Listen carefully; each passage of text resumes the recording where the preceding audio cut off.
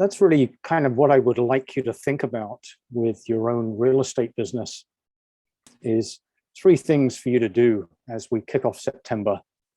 And keep in mind that we have still another 4 months of the year to go. So still a whole third of the year. And yep, we haven't probably expected the year to go quite the way it's gone. We were perhaps hoping that the pandemic might have been starting to look in our rearview mirror, and that doesn't look like the case, but that doesn't stop you taking a look at your business, looking at, first things first, kind of reviewing the goals that you set yourself at the beginning of the year. Hopefully you did that. What were you expecting from the year? How are you doing? How are you tracking against that year?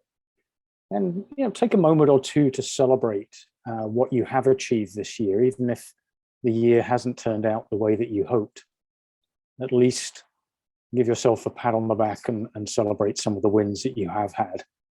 It's always a good exercise to do. It's something I actually do monthly. But I think at this point where you're kind of reviewing the 8 months so far, it's another good time to do that. And then look at those goals. How realistically are you going to hit those goals? You've got, as I said, a third of the year to go, so still plenty of time. Is that something you're going to achieve?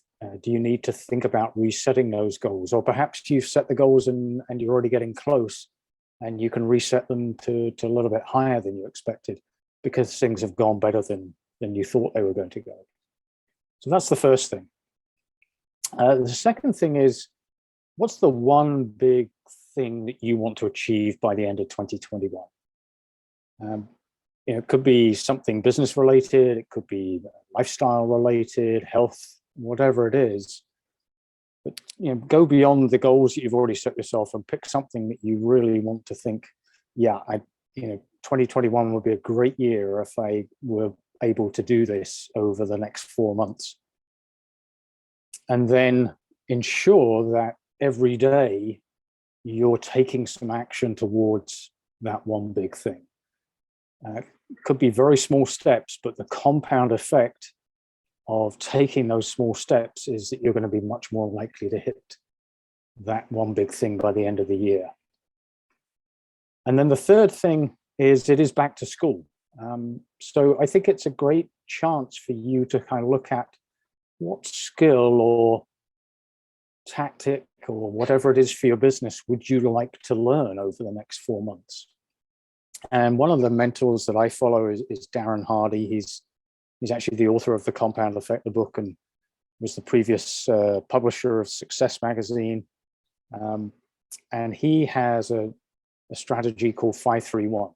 So 5-3-1 is you pick a skill, and this is meant to be on a quarterly basis, but I think this is a great time to do this with 4 months to go, is you pick a skill that you want to, or information or a subject that you want to learn more about, and identify what are the 5 books that you're going to read on that subject. What are the 3 online programs or courses that you're going to study on that subject? And what's the one conference that you're going to attend to add to that knowledge? The conference may not be in person, depending on where you are, but I think that strategy of looking for various forms of information and adding to your knowledge or your skill base is a really good strategy to implement on an ongoing basis, but particularly now, as I say, with that 4 months to go.